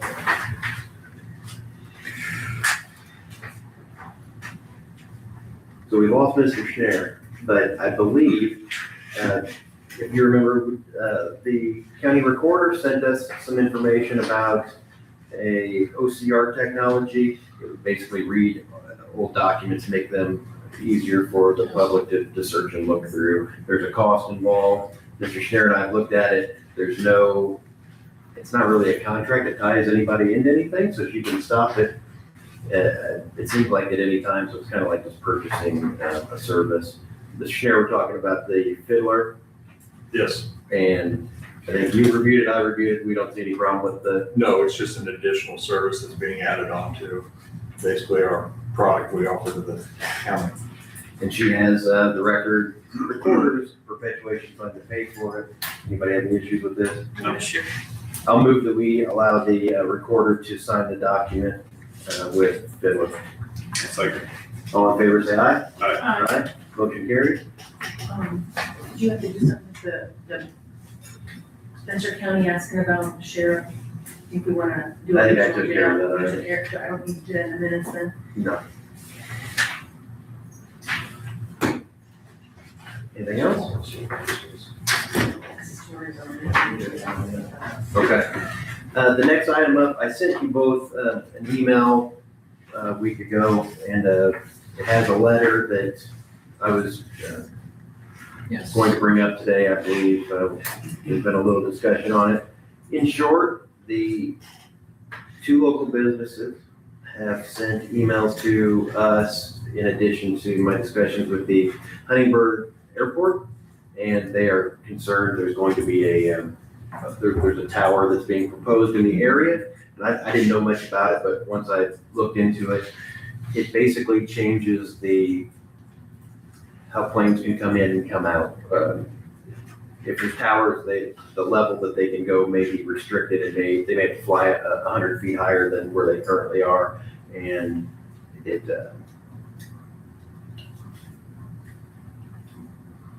I guess I could read what I have here, but it messes with their, it's a conflict with their current signaling instrument approaches, local corporate stakeholders. This is a letter that I proposed that we send to the FAA to give our opinion on the project.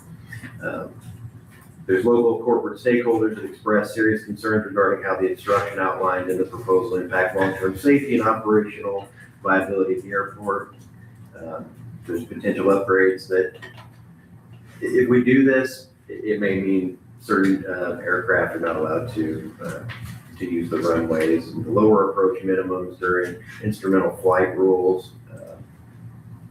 So long story short, I think we should just put this in and say that we have concerns, that our local businesses have concerns, that our airport has concerns. I just wanted to get approval from the public here to, about this tower, so that air traffic isn't in danger. Anybody have any concerns with this? Yep, I read it. Anybody? Okay, so I'll make a motion that we approve sending this letter to the FAA regarding the proposed cell tower. I'll second. All in favor, say aye. Aye. Motion carries, and if you'll sign it, and if anybody in the public wants to see it, we've got a copy of here. I know there's some pilots, or there's at least a pilot in the room. If anybody wants to see it, we'll have a copy for them. You're sending it to the FAA? Yes. I know, so. We should have a short one, like what's out there. So do both of you want to keep your copy of the letter, or can I keep it in case somebody here wants to see it? I'll give one to Sandy, give it to Sandy. I can run one too if you want. There you go. Do we need another one, or are you good? All right, we're good. All right, thank you. So I'll make sure we get that. Actually, would you mind mailing that out? I can get it this afternoon. Thank you. And I'll also send it by email. You have it right here? Or do I need to scan it to you? I have it. I don't have this fully executed. Yeah, I don't have the fully executed one, so maybe send that to me. That would be better than the.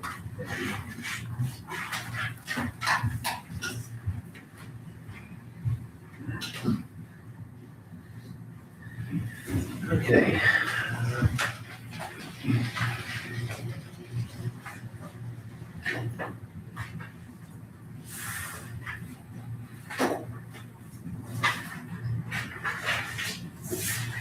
Sorry.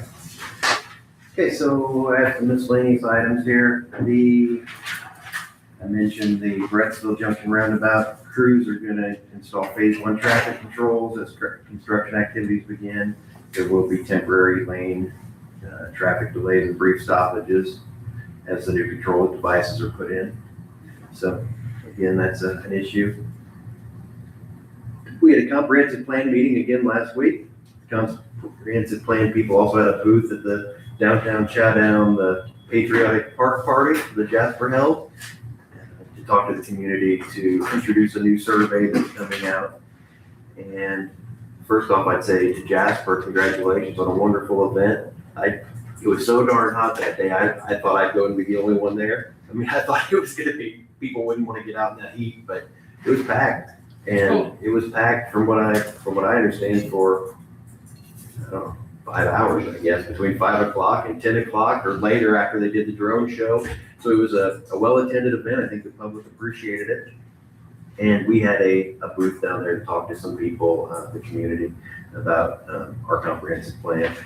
Also, there's a new survey out. So we did a survey at the beginning of the year, beginning of the comprehensive plan, I'm sorry, and we had over 1,000 people that participated in it. We got a lot of feedback on the issues that were, at that time, I think probably the number one issue that was brought up was the Mid-States Corridor. That was a hot topic for people and how they felt about that.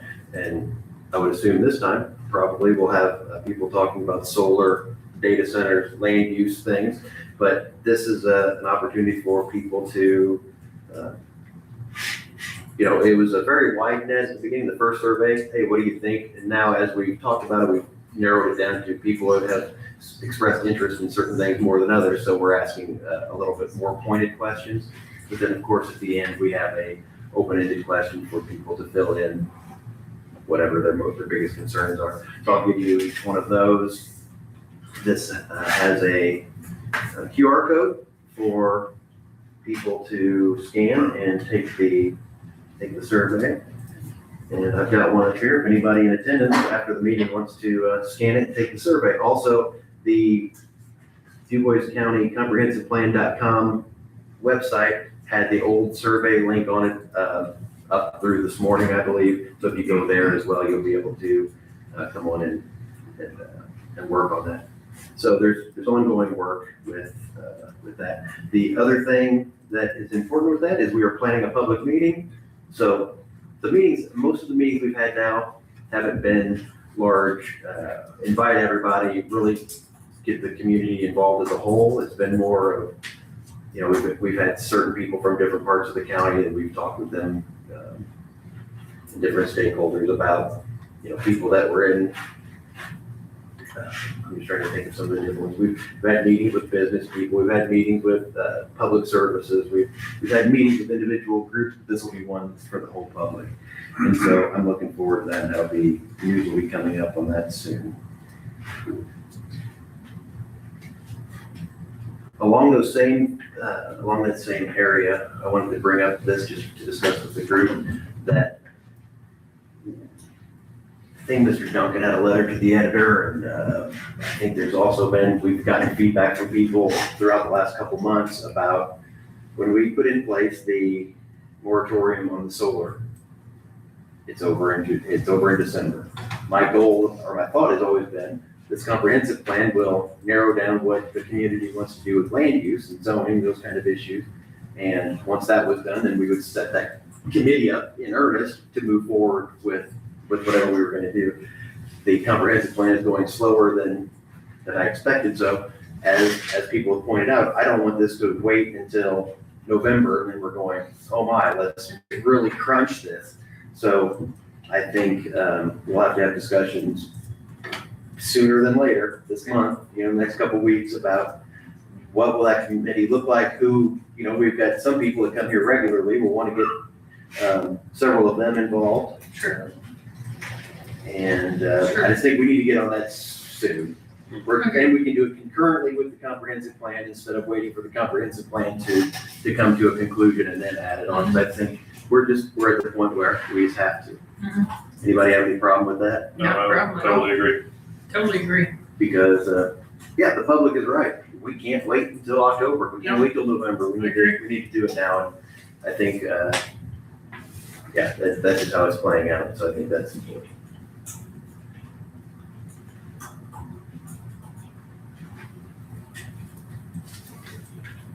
And along that same vein, I know that councilperson Cole mentioned about a month ago and he provided to us an ordinance about data centers as well. And I don't want that to fall by the wayside, and that would be another thing where we would talk about that with this land use and review committee. Do you guys have copies of what he sent us before? I do. Okay, I have it here, if anybody needs a copy of it. And as I read it, the ordinance that he shared from Marshall County, Right. again, it references that they have a planning commission, that they have Right, zoning ordinances, and we don't have those yet, but that doesn't mean we can't do anything. It means that we have to see what we can do. So I think that's important to discuss.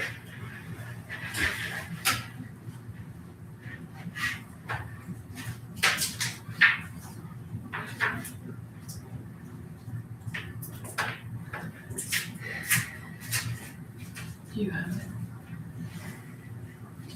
Do you have that? This is another one that was important to me that somebody in the public mentioned to me, I don't know if it was by email or if it was in public, about pile driving that was going on starting at 7 a.m. and waking people up on Saturdays. And so when that concern was brought to me or to us, this should have been going on for a couple of weeks now, but we haven't had a meeting since then, so I wanted to bring it up, that I believe they were starting at 7. And the request was, can we hold off until 10 o'clock on Saturdays to let the people in the area sleep? And so I brought that up to them. They said, well, we really can't not do anything until 10 o'clock, because that just means we're going to drag the pile driving out for more weeks. But here's what they've told me, and I'll take feedback maybe during the public comment section if this is happening. They told me that they will not start on Saturdays until 8 a.m., so it's a little bit, and they will continue doing 7:30 during the week. But what they will avoid is doing that pile driving activity totally on Saturday near homes. So they said that we're still going to be pile driving. We'll move forward a little bit. We'll start at 8, and we'll do it in sections that aren't next to houses. So the public can tell me if if that has improved or if it has not. If it has not, then we'll work on that again. Another thing I want to do is, and this goes back to the wage study, I want to really give thanks to the auditor's office,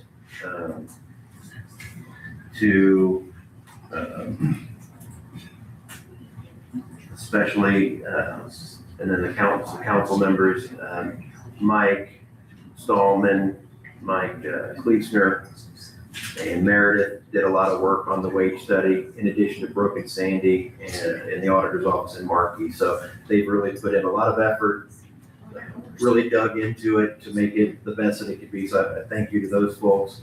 And then I want to thank the auditor's office again, Donnie and Greg, for their work on the Holland site purchase. So it's nice to have that property in the county's names. We don't have to worry about losing it. People in Holland will know that they have their places over their site and trash and recycling. So I want to take any opportunity I can to be grateful for people that are doing the heavy lifting for the county. So thank you for that. Guess I'll just keep going. I've got several more things, so I'll just keep going here. So this one is something I brought up before, but I don't know, I'll tell you, we can discuss it. EDP, so they're the ones doing the Duff Solar project. They again offered to provide, this is their words, a qualified third party to support Du Bois County's review of BESS and solar standards. They can pay for it, or they can provide funding to the county to retain a consultant. So I think what that means is, when I have conversations with them, I say, I voice grievances. Here's the problems we've had this week. Here's the problems that people have said to us. This has to stop, or whatever. So whatever those various things are. And I said, we shouldn't have to have people out there babysitting the project. We can't sit our engineer at the corner to watch what you're doing 100% of the time. you need to do better, right? Those are kind of, that's the gist of how I've been approaching them. And that's when they're saying, we'll provide you money to have a person that will be your person on site to make sure that we're in line. So in one hand, I'm like, well, that sounds fine and nice, but then on the other hand, if it's paid for by that company, will people think, oh, well, they paid for it, of course, they're gonna let them buy with things or whatever. So there's a part of me that feels like it just doesn't feel right. So I don't know if I like it necessarily. But the other part of it that I think what it really is, EDP wants to continue their project, right? They want to keep going all the way over to Division Road. And I think this is a way that they can say, look, we're paying for you to ensure that we're doing it by the book. So that they think that we will then approve a second phase of their project. So anyway, I don't know what we have to say about it. I don't know that I feel real good about having them pay for something, but I don't know. What are your thoughts, anybody? It's a lot to throw on there. This is EDP. So I think, again, I'll I think if they summarize. were gonna provide their own person to that definitely would look like, oh yeah, we're gonna put somebody up here that's gonna rubber stamp everything. If we do the hire, maybe it's a little different. Cause I don't think it's really, should be on the taxpayer either, but we stick somebody over there, all their open hours to make sure they're complying, a county compliance officer. I would guess there's consultants all around southern Indiana that would say, yeah, we know about these projects. You can pay us $100,000, we'll send some guy out there to the next year to, like you said, answer your questions and keep them on track. So on one hand, like you said, it feels like that might be okay. But again, I don't like taking $1 from businesses either. Yeah.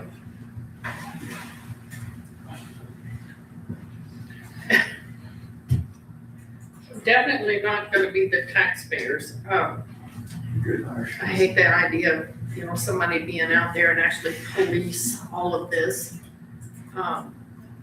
Been a lot of, like the sheriff's department and superintendent and engineer, county engineer, out there multiple times. To check on things, I don't know, I think we need to dig into that just a little bit deeper. I think maybe if we're reviewing that ordinance, if we would include as part of that ordinance that there is a fee required so that we can post a compliance officer as part of the approval or whatever. I don't know. I'm not opposed to somebody sitting out there making sure that they do what they're supposed to do. But yeah, taking the money from the solar company complicates it. It's kind of danged if you do and danged if you don't. Well, how about you chew on that for the next 2 weeks and we'll bring it up then. I don't know how you both feel, but it seems like it's pretty obvious that we've had a lot of headaches with road damage, with people in the area. It seems like I don't have a whole lot of appetite to approve any further projects, but they're gonna be pushing for us to try to approve the second phase of their project. So Right. I don't think that there's any appetite for that from me or the community. So I don't know how that'll play out, but. Yeah. Okay, well, that's on the table. Yeah, but again, yeah, it wouldn't be bad if there was, like, for example, if we did have that committee and there's local people that are on it, if we say, if you were to provide us a $10,000 grant, we'll bring an expert in to help us with the review of our standards. Well, we need to hear from them exactly what they have in mind for that too. How they gonna go about it. What do you mean? Well, they're gonna have somebody out there every single day that's gonna be checking on every single thing with this project, or, I think what's they're their just, idea of it? I think the idea is they want us to be happy. Well, I get that. So whatever we would probably request, they would probably help us. I mean, we request somebody to be out there 24/7 to basically police this project. I mean, is that something they're willing to do? You know what I mean? I don't know where their guidelines are, is what we expect of them or what their plan is. For sure. Okay, I'll ask them for further clarification if they To want. clarify a little bit more as to what they have in mind. Okay, so next thing, I think you were gonna say you were gonna work on something with the ordinance 2026-09, the Tourism Commission Board. Have you had a chance to get with them? It's not solved, but I talked to Greg about it this morning. I believe that when you appoint a member, their status at the time of appointment is what matters, not what they alter or switch to or retain during the term of their appointment. When it comes time to reappoint them, then I think it would be looked at. Can you share that with? And something else that I had asked that I was kind of hoping was that we don't have to remove anybody from the current board, but as they get reappointed, Correct. Then you would at look that at, time we would look at. you would look at that affiliation at that time. If they were appointed and they're appointed appropriately, then that term, I think, is fine. It's just when their term ends and they need to be reappointed or a new individual to replace them for a vacancy, then basically take them. If I was appointed in 2022 and I was this, that's fine, okay? So when someone else comes in, then they need to have their appropriate party affiliation. Makes sense. And again, it's our rule that we're keeping. If, yeah, we'll fix it as it comes up, hopefully. So you'll get with Whitney and talk about that. Yes. Just clarify that. Subdivision Review Committee, I'm having a meeting with them on July 15th. There's been some discussions. We want to make sure we're doing that the best that we can. So under certain criteria, it would be surveyor, auditor's office representative, highway engineer can approve subdivision, certain splits of land. Outside of us, keep it a smoother transition for the taxpayer, the citizen wanting to do it, so they don't also come in here and go through that big issue. But there has been some issues there, and we want to make sure that we're going to kind of tighten that up a little bit. So that's when we let you know that we're going to be meeting on July 15th. And again, I meet with the BSO tomorrow. If you guys have anything you want to talk about with that, let me know and we'll do so. Which one is your meeting? 8:30, is that correct? Yes. Okay. And what do you guys want to do about this budget? So we've got budget documents, we've got multiple organizations that have presented with their budget. We have to make some decisions on that. Sandy, do you believe that we should sit here and go through our budget today to get it finalized, or should we do it at the next meeting? What is your I don't recommendation? have any paperwork, but if you need, if you. So I think she gave us some paperwork, just about that, most of this is That's your wage study. wage study information, and then just for our wage. Yeah, that's not your. That's only, so do it at the next meeting? Would that be okay? We'll put it down for a half hour at the next meeting. Until then, we'll have to make considerations. This is what I would ask of the board. For example, we've had CSRS requested $40,000, which was the same as last year. Older American Center requested 25. We've given them 20 last year. Life Springs, $480,919. That's statutorily set, so we have to approve. Well, I can try to confirm that number and I was not given, they said that number was not totally out yet, so That may change. that may change, but it's statutory, you can't change, you have to give what state Whatever says. statute. Right. 4-H has a $145,000 request. Soil and Water, they were talking about $199,000 plus whatever the raises are. So I think we've got a number of things to consider. For example, like you said, I think 4-H deserves 160, or they deserve 120, or any of these other. Water is through our budget though. That's not you don't give them that money, that's through our budget. That's the total budget. Yes. So, just, I guess, think about that, and let's have some considerations on that, and we'll do that in full at the next meeting. Okay. Do you have anything else, Oliver? Mr. Schneider? No, sir, thank you. Commissioner Stefano, anything No, in sir. the last couple weeks? Nope. Mr. Russell? Nothing additional. Highway, anything else? Okay, we'll do public comment section if anybody wants to make one. And also, we would like to ask you that when people do come in, if you'll sign in if you haven't, we'd appreciate that.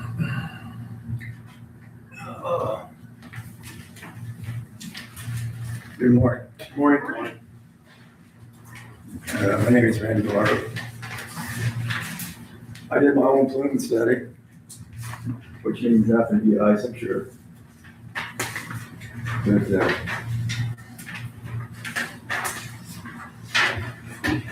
this is the dust going on. This is where the solar panels are, or the batteries are gonna be.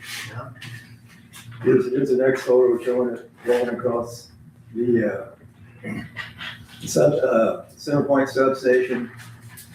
Here it's blowing, these are all together, this is blowing across the adjacent landowners.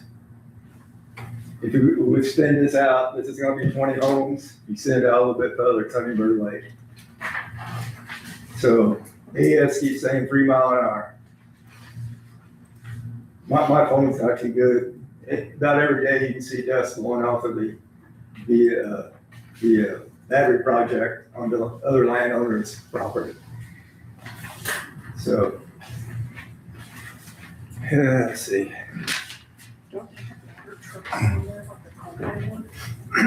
As a farmer, I have more buffer in my spraying my chemicals than the plume study says that is needed for the batteries. I have had more room, yet your Crossline's battery story says that batteries could be reversible and cause harm and even death from the plume. If my spray drifts over to a neighbor's whatever, I might kill a tomato plant. The way I understand, their chemicals are a lot stronger than what I'm spraying. I have to be certified to spray. I have more hoops to jump through than Crossline does, spraying chemicals. Yeah. So you think we're not concerned about safety? I wish you guys were the same. So I'd like to have my pictures back. Sorry, Thank you.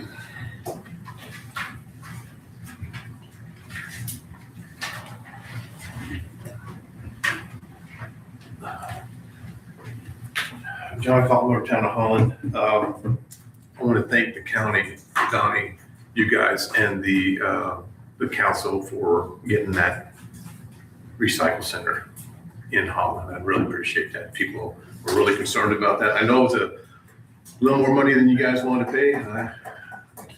If I had some, I'd donate it to you, but I don't. So, first thing I want to talk about is the VSO up here.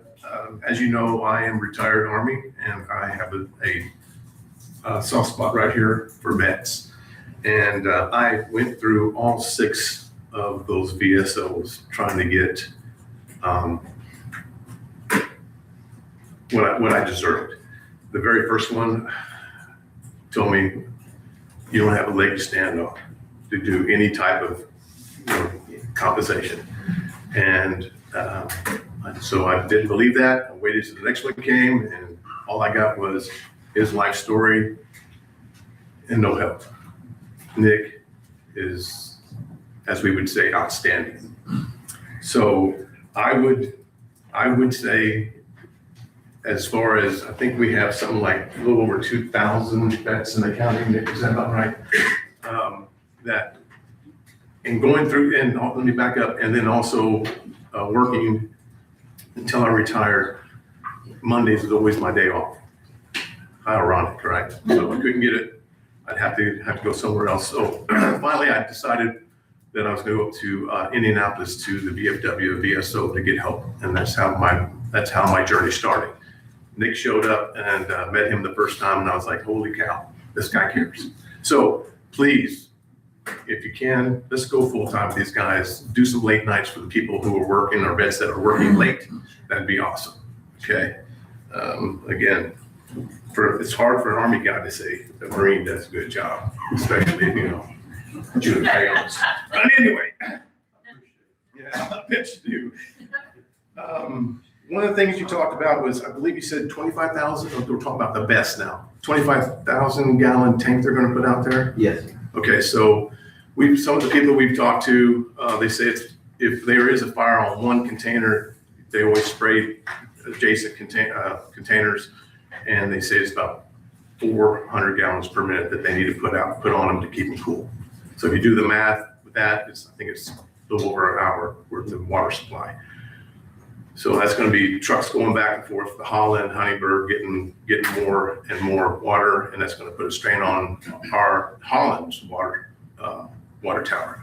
So when you start talking again with the EMA about this, let's think about water consumption after the fact. Great that they put a tower out there, but I don't think it's enough. And Thank you, Mr. Kaltenbach. you guys kill me. All right.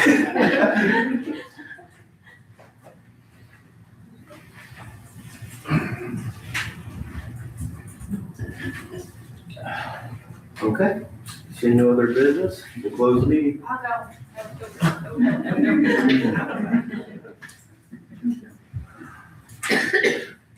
I rescind my closing of the meeting. Apologize. JC Lamb from Honeyburg. I want to talk about the BESS really quick and kind of explain it.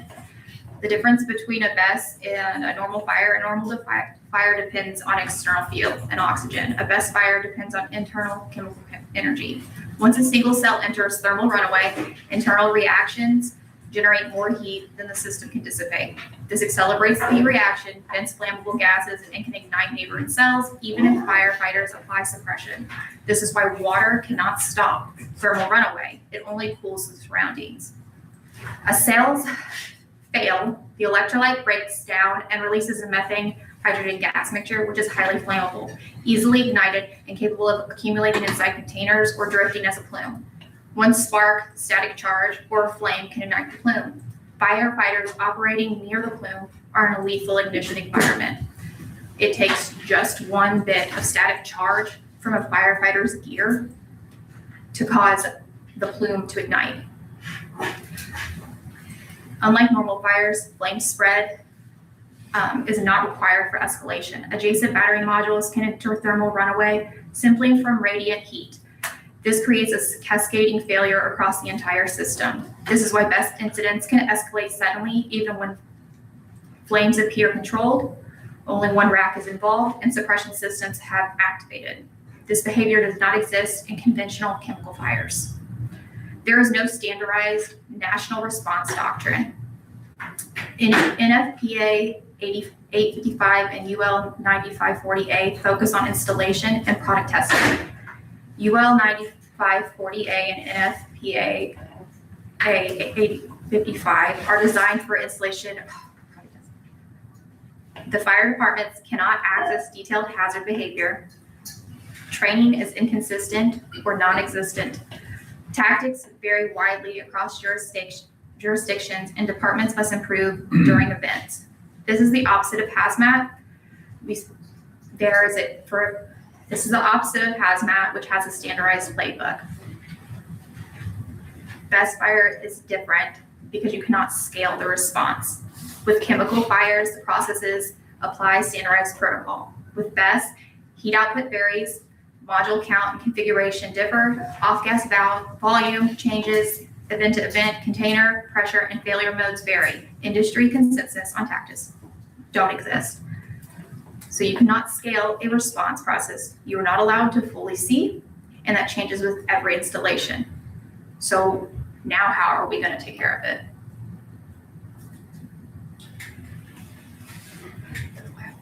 Thank you. I'm Mr. Ma'am, may I have your name? JC Lamb. Thank you.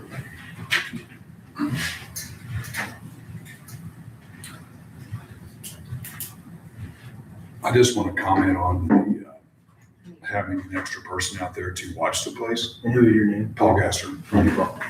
They already have 2 project managers out there that I became friends with because they're around the house all the time, which they're fine. So adding another person would just be lipstick on a pig. You know what I'm saying? It's not going to give them, no use to pay for that. But the other thing I have is you guys keep saying we don't want the taxpayer money to pay for this, but if you look at Indiana, the IURC code 46113, we're already paying for everything they do. It's all governed by the IURC. So whether we do it or they do it, we pay for it either way. The way I understand that anyway.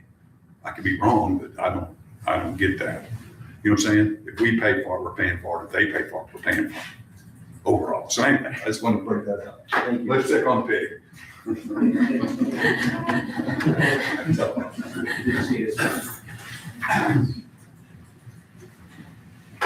I don't want to interpret his words, but I think the way I would look at that is, power companies in the state, and I may be wrong, this is my interpretation from what I've read. They have a monopoly on power in given areas, and the IURC then has regulatory authority over them because they're getting the benefit, and then the IURC can then say, they have some say in what they can charge for the thing. So, following the logic, he's saying, if they spend an extra $100,000, well, that $100,000 has to come from ratepayers at some point, right? The money doesn't just come out of thin air. So that is always a consideration. So anything, if they buy somebody a fire truck, that money has to come from somewhere. The ratepayers ultimately would be paying for that, or whatever the item is. I take his point. Anybody else? Okay, we'll close the meeting. Thank you.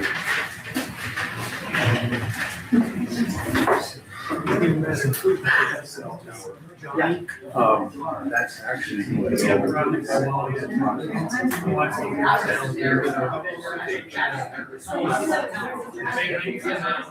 one.